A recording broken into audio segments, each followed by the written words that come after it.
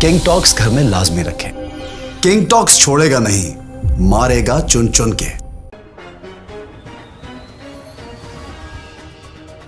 محمد Hashim Lashari, bureau chief, star رنگ news, Hyderabad. Report شامل کرتے ہیں مادر ملت کا لقب پانے والے وہ عظیم لیڈر قائد اعظم محمد علی جناح بانی پاکستان کی ہمشیرہ محترمہ فاطمہ جناح کی زندگی کی مختصر سوانح حیات سنتے ہیں. ہمارے بیورو چیف اسٹار رنگ نیوز حیدرآباد محمد ہاشم لاشاری کی تیار کردہ اس رپورٹ میں.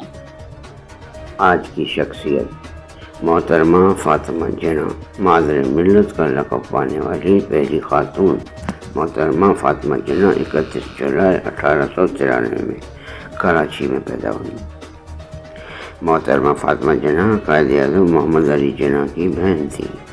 وہ بھائیوں میں ان کو زیادہ قریب تھی. 1919 میں یونیورسٹی آف کولکتہ سے انہوں نے ڈینٹل سرجن کی ڈگری حاصل کی.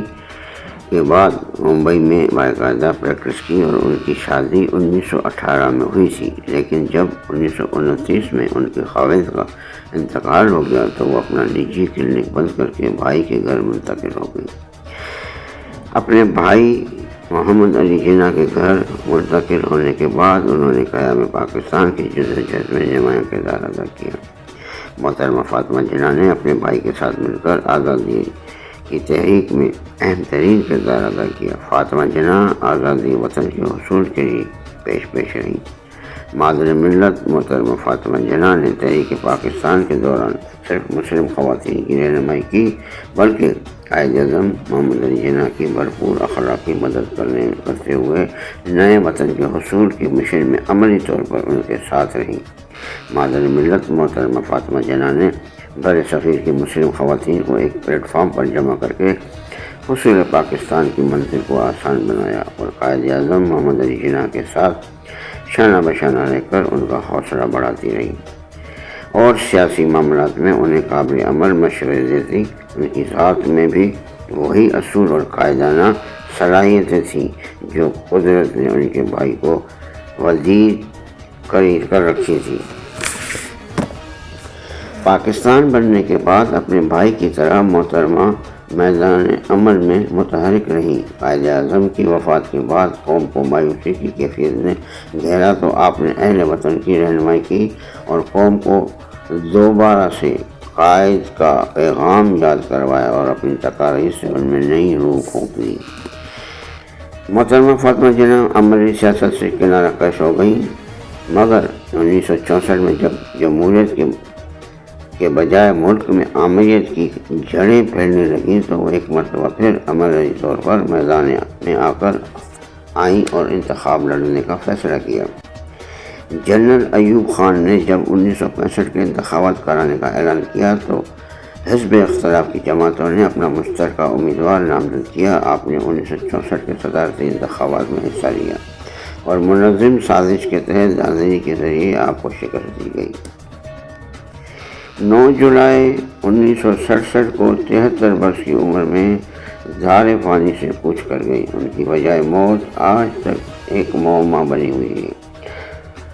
وہ وصیت کے مطابق آپ کو بھائی قائد اعظم محمد علی جناح کے گھروں میں سپرد خاک کر دیا گیا تھا. Muhammad Hashim Lashari, bureau chief, Star News, Hyderabad. Ms. Fatima Jinnah, the nominee of the combined opposition parties, is cheered as she arrives at the stadium. Sadr اور معزز members، سب سے پہلے میں آپ کا شکریہ ادا کرتی ہوں کہ آپ یہاں بڑی تعداد میں موجود ہیں اور مجھے یہ موقع. Speaking of her election tours, Ms. Jinnah says that wherever she went, huge assemblies gathered. It is her opinion that the people had already selected the parliamentary form of government. کہ آپ لوگوں کو سب کو معلوم ہے کہ یہ الیکشنز ہو رہے ہیں اور کس نظریے پہ یہ الیکشنز ہو رہے ہیں. عوام نے تو اپنا خیالات دے چکے ہیں.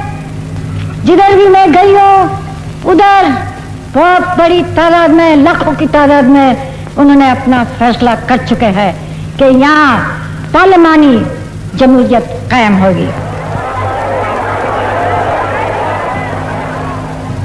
She goes on to remind members of the Electoral College to cast their votes with the greatest care. आपको मालूम It is a sacred trust placed in them by the people, and on their choice depends not only the future of Pakistan, but also their own future. ये vote आपके हाथ में अमानत है और मुझे उम्मीद है कि आप ये वोट को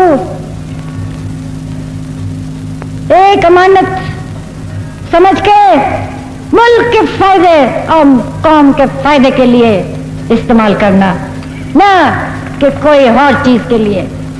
अगर आप ये नहीं करेंगे तो न सिर्फ कौम को मुसीबत उठानी पड़ेगी मगर आप लोगों को भी